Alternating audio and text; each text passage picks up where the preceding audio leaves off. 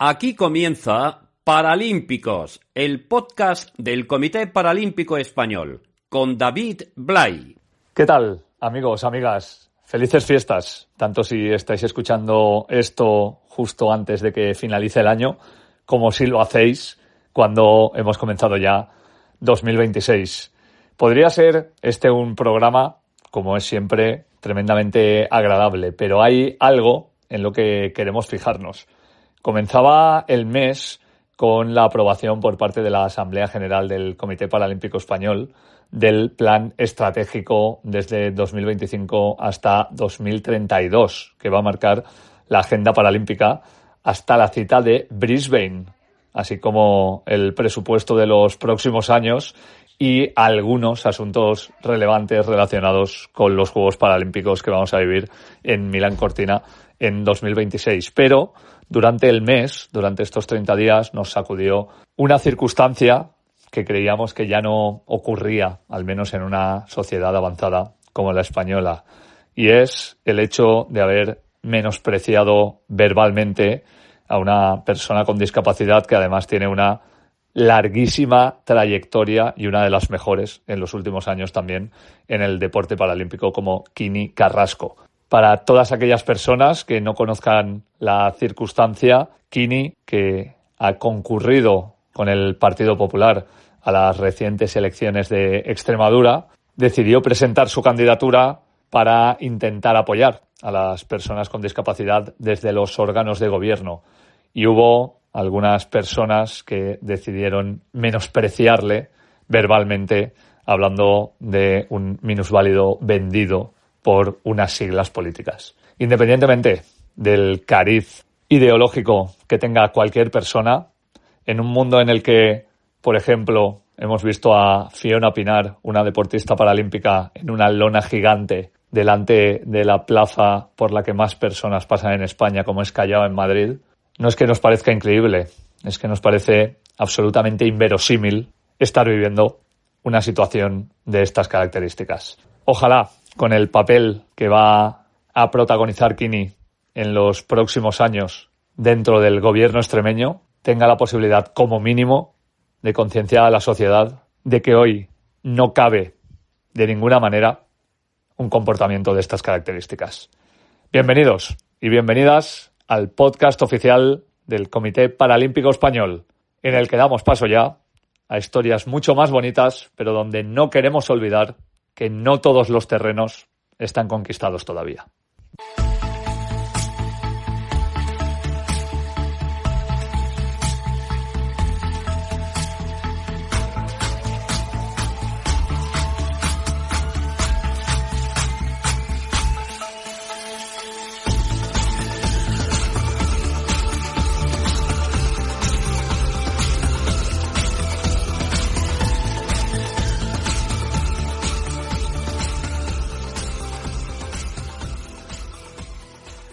Decíamos al principio que ha sido un mes histórico y no solo por esa aprobación del Plan Paralímpico hasta 2032, sino también por el acuerdo de gobierno alcanzado para que por fin el deporte de personas con y sin discapacidad vaya de la mano.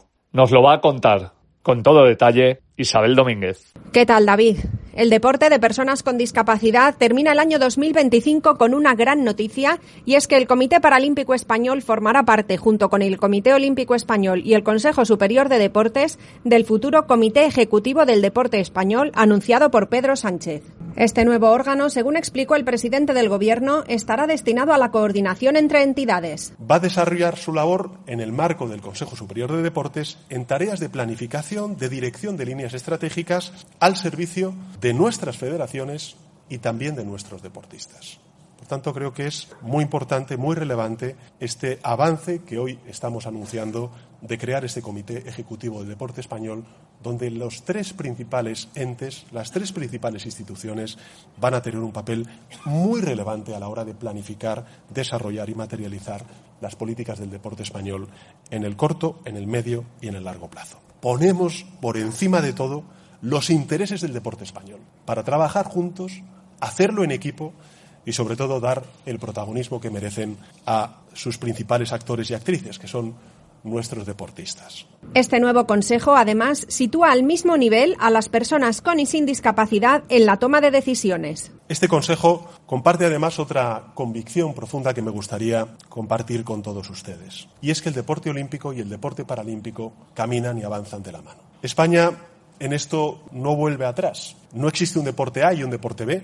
No existe un modelo principal y otro secundario. Hay un solo deporte español. Y ese deporte español es inclusivo, es moderno, es competitivo y, por supuesto, tiene visión de futuro. El acto, celebrado en la sede del Comité Olímpico Español en Madrid, contó además con la presencia de la ministra de Educación, Formación Profesional y Deporte, Pilar Alegría, del presidente del Consejo Superior de Deportes, José Manuel Rodríguez Uribes, del presidente del COE, Alejandro Blanco, y del director general del Comité Paralímpico Español, Francisco Botía, así como de los principales actores del deporte español. Durante su intervención, Botía incidió precisamente en la necesidad de coordinar las estrategias deportivas entre las tres instituciones. Quiero subrayar algo que para nosotros es esencial en el desarrollo de todo este plan, y es la necesidad de que las políticas sobre el deporte en España estén alineadas con el Ministerio, con el Consejo Superior de Deportes, como siempre hemos hecho desde el Comité Paralímpico Español.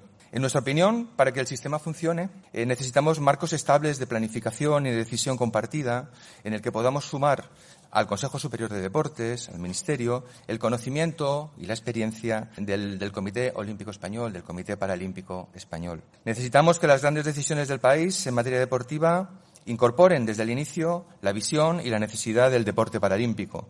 Y necesitamos que los distintos instrumentos, ayudas, programas, estrategias estén coordinados, sumando y no compitiendo entre sí.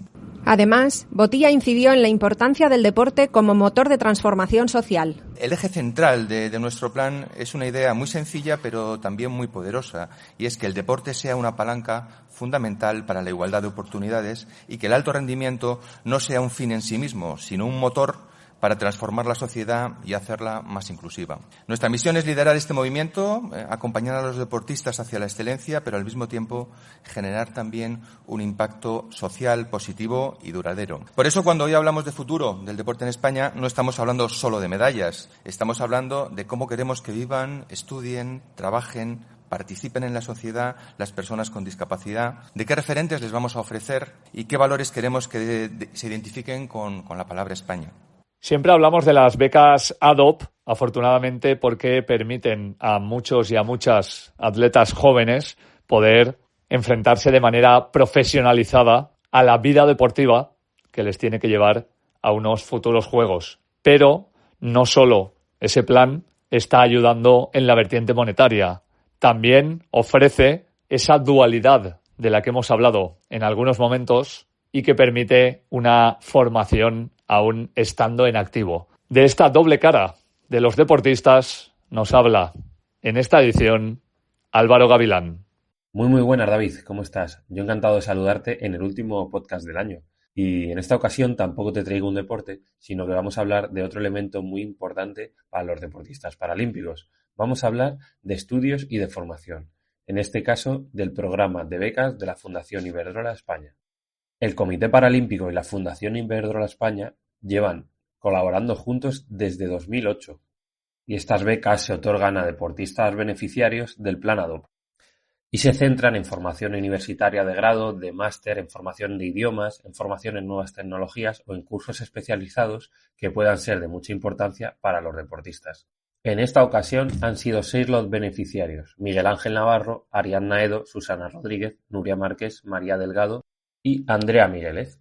Y es que tanto la Fundación Iberdrola España como el Comité Paralímpico tienen un objetivo y un compromiso muy claro: impulsar y mejorar la capacitación profesional de los deportistas para garantizar su integración laboral el día que den por terminada su carrera deportiva. Antes o después los deportistas paralímpicos tendrán que integrarse en el mundo laboral. Por eso uno de los objetivos y compromisos del comité es que los deportistas sigan estudiando mientras se entrenan y compiten.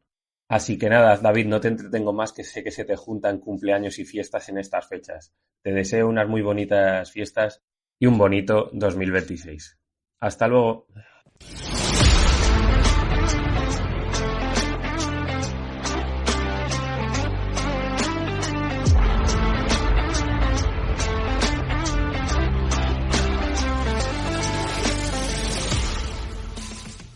Seguimos haciendo historia de la mano del director de comunicación del Comité Paralímpico Español, Luis Leardi, y lo hacemos con un minuto paralímpico histórico que recuerda uno de los capítulos más impactantes de la historia reciente para poder cerrar 2025.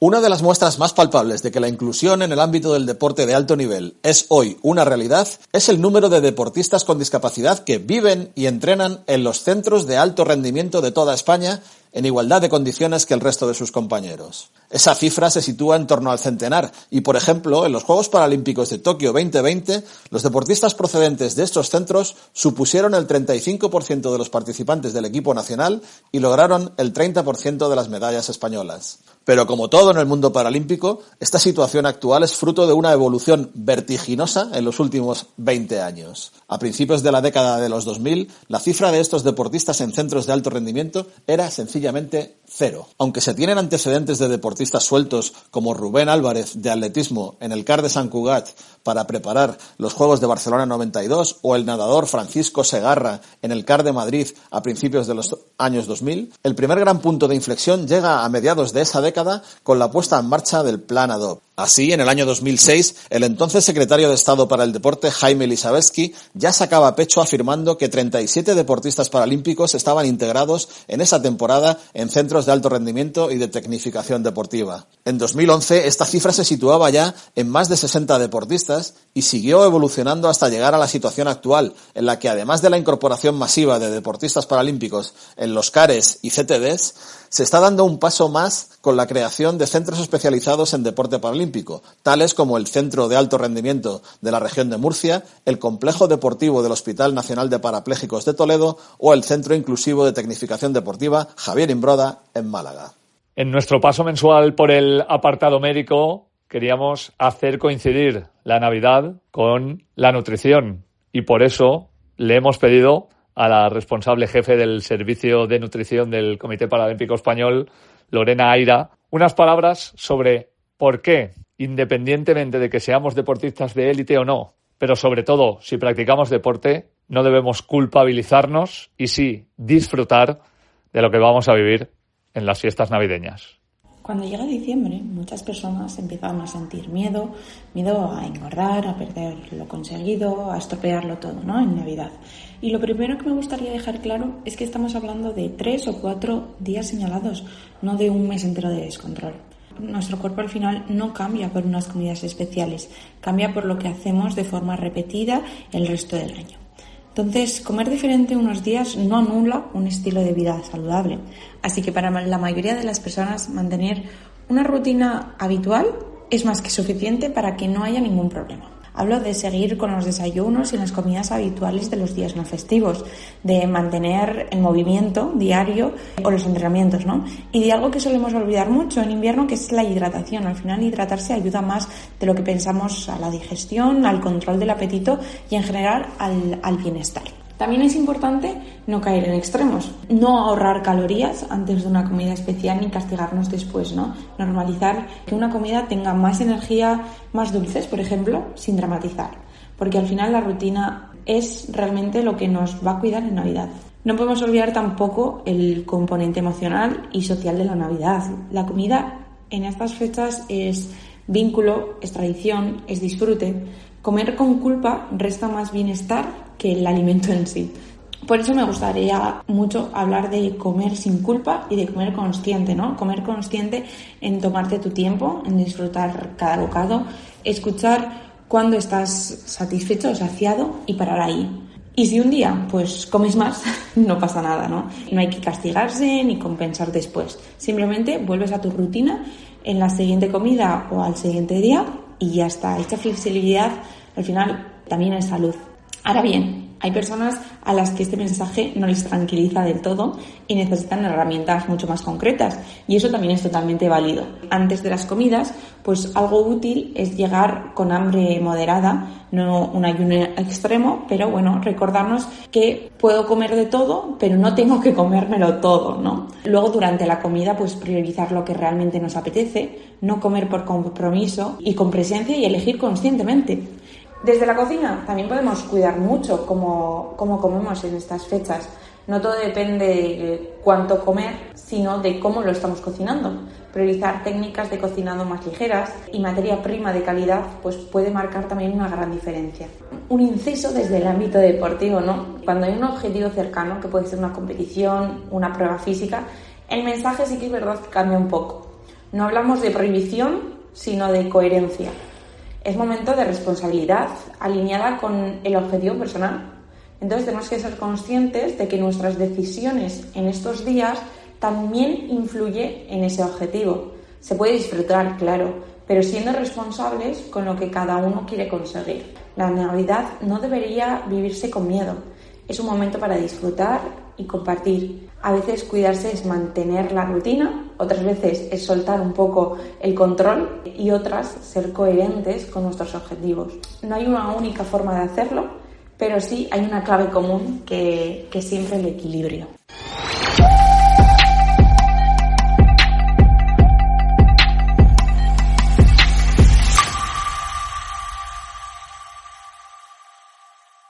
Hay, como hemos comentado durante muchísimos programas ya, discapacidades que vienen directamente del nacimiento de los niños y las niñas y discapacidades que vienen sobrevenidas.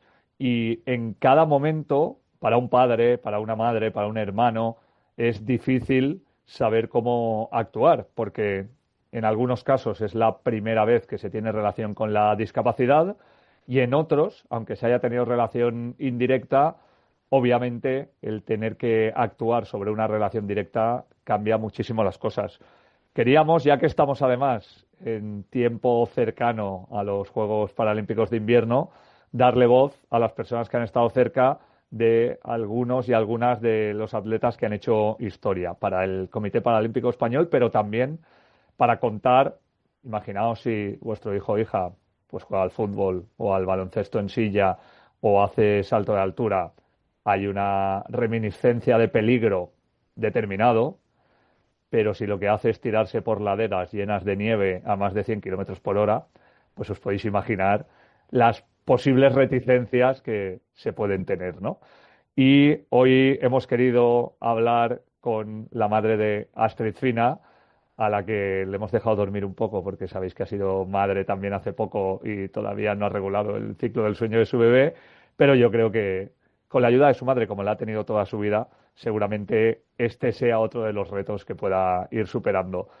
Gemma Paredes, ¿cómo estás? Bienvenida, muy buenas. Hola, muy buenas, muy buenos días a todos. Bueno, queríamos preguntarte, porque hablábamos desde el principio, la discapacidad de Astrid viene sobrevenida, como sabemos, por el accidente que tiene a inicios del siglo XXI, pero quería preguntarte si antes de aquella Astrid y de aquellas circunstancias vosotras habíais tenido alguna relación o habíais estado cerca de la discapacidad y del deporte en algún momento.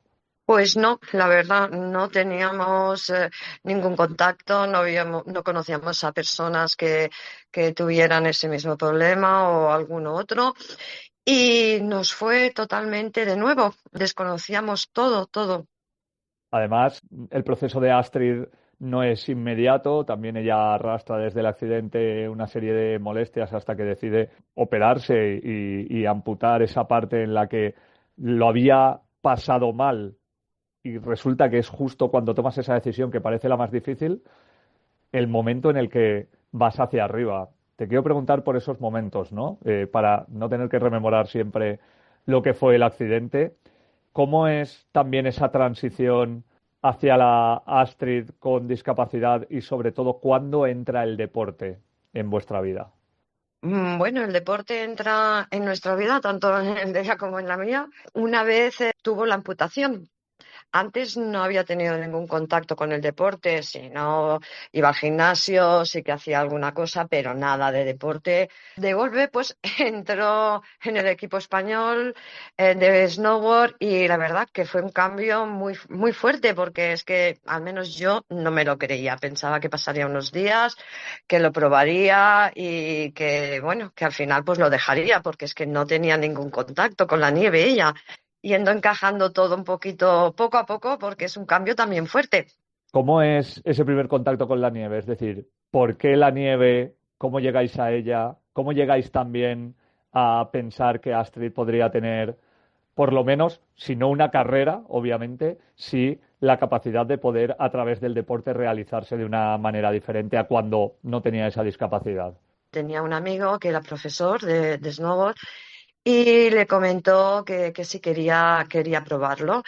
Esto fue una vez se recuperó de la amputación y bueno, yo también la animé que fuera porque así salía de casa, probaba cosas nuevas y creía que le iba bien, ¿no?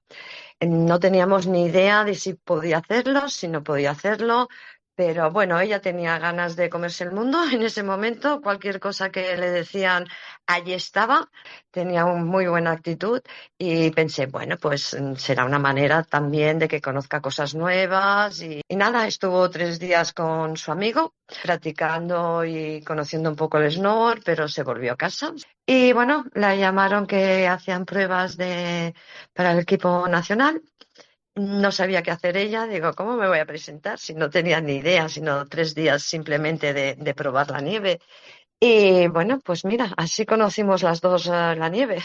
Por las palabras que nos dices, Gemma, da la sensación que la necesidad que tu hija tuviera una vida más allá de la discapacidad fue más fuerte que el hecho de que yo me imagino que tú tuvieras un cierto respeto a que no habiendo hecho nada de snowboard antes y todavía no controlando su cuerpo al 100% en esta nueva circunstancia, se pegará unas leches importantes, porque luego, claro, cuando hablas con Astrid y te cuenta todo lo que se ha roto y las veces que se ha quedado sin conocimiento, eso para una madre no es algo fácil de gestionar a las primeras de cambio, ¿no? Bueno, cuando ella empezó y que yo la animaba, yo no tenía ni idea de este tramo que íbamos a pasar, la verdad.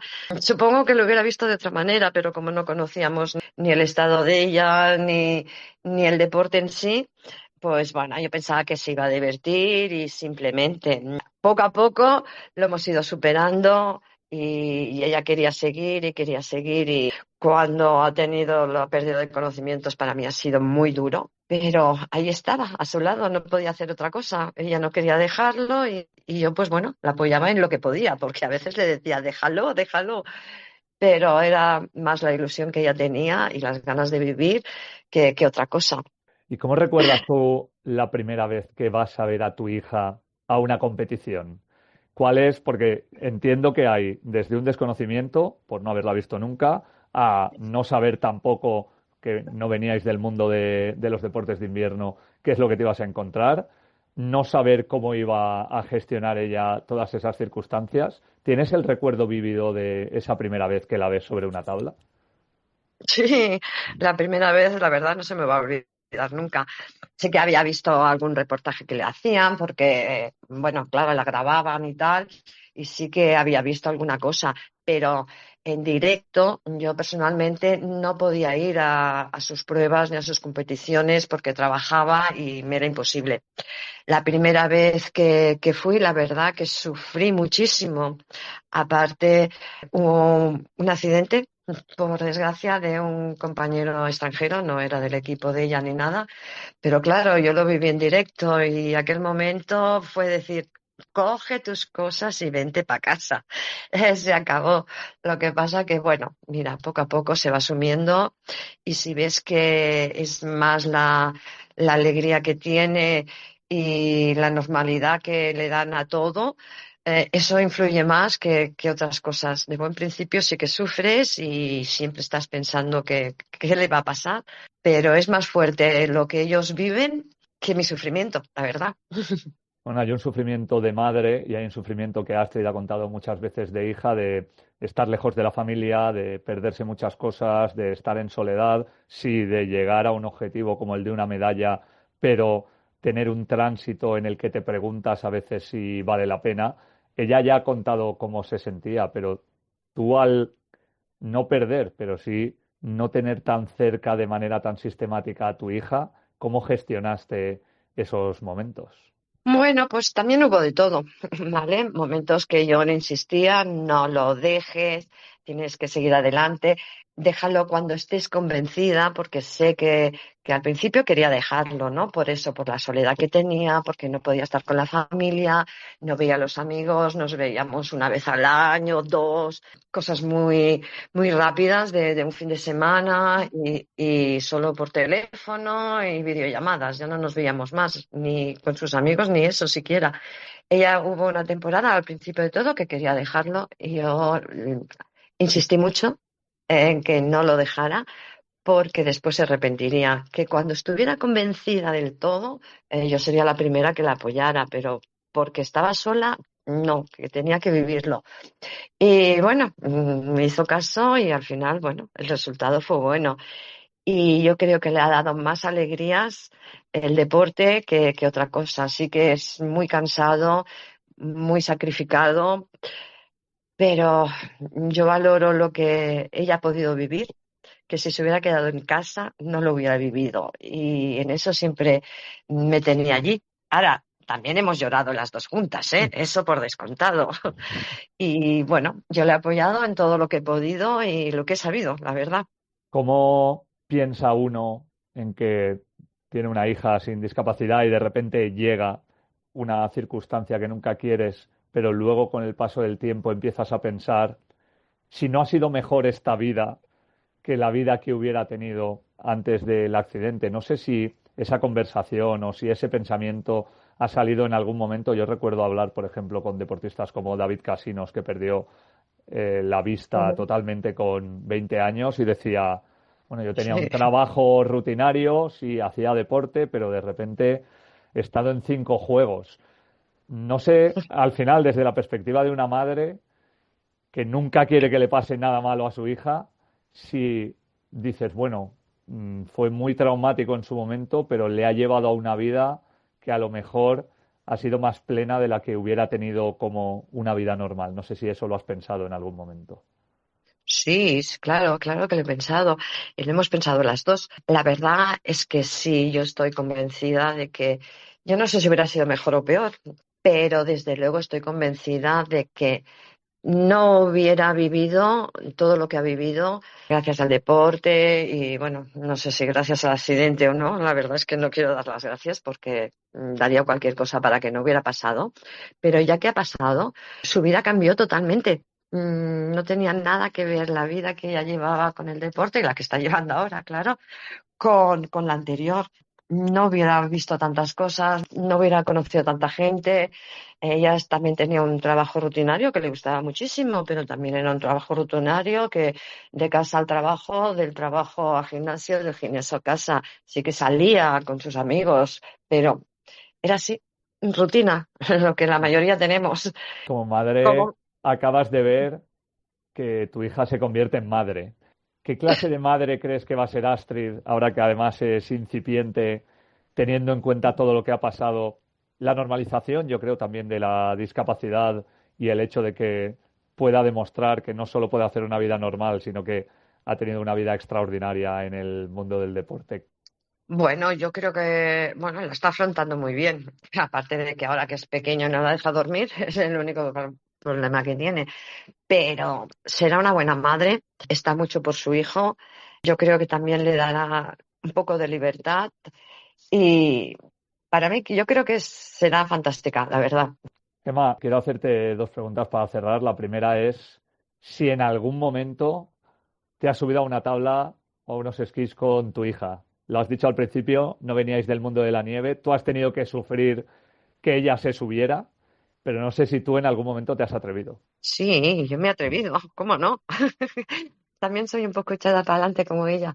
Yo de más jovencita sí que esquiaba, la verdad. Luego he estado muchos años, muchos, que no tocaba el esquí para nada. Entonces un día que ya estaba aquí entrenando, subí yo un fin de semana y quise probar la tabla. Yo le decía, yo quiero probar la tabla, los esquís ya sé lo que es.